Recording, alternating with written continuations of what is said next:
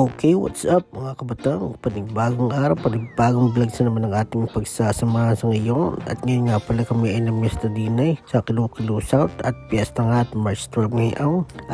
Ay grabe, pagkakarami pagkain din piyadong mamamantikaan naman ang ngusaw.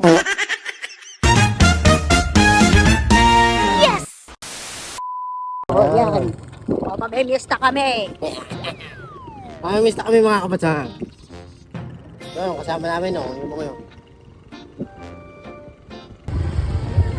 Kasama namin. Hi. Panay hi dito ni Tantan. Ano yan? Artista yan.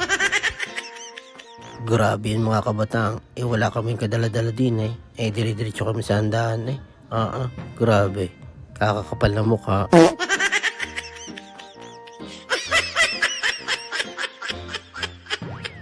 Sa isang banday nakakahiya yung aming ginawang yung basta na lang kami pumasok, hindi man lang kami nakabati ng happy fiesta. Anong gagawin?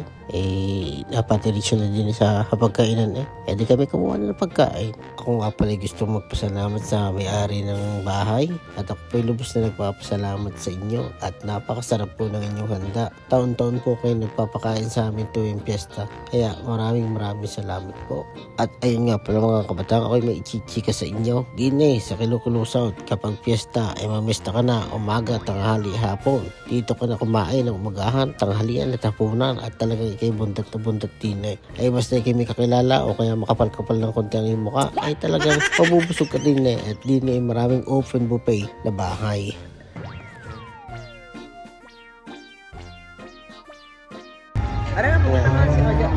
Uuwi na kami.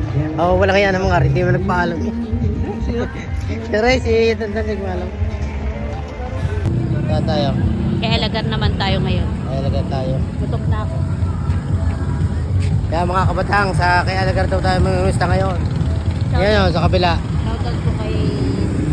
Shoutout po kay Boss Alagar.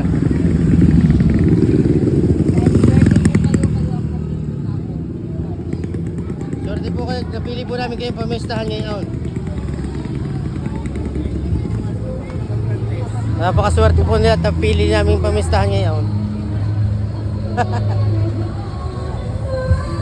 Mga kabatang, sulit yung aming kain din sa Alagar. Biruin mo, lechon ang mga hain tapos mga delikado, talagang maaari ko di magkangugaga sa karamihan ng hain. Sabi ko sa sarili ko, pagkakalaki ng gastos din pero may 3 lechong baboy ang hinihanda din tapos bukod pa yung mga delikado. Pagsarami naman tao alis na din yung tao, may papasok, may aalis, hindi naman kilala na may-ari ng bahay. Paano ba yung mga kabatang? Dito na lang ang ating video for today's. At ito nga pala ang inyong lingkod, ang laos na vlogger ng Batangas, Batanggenyong Gala.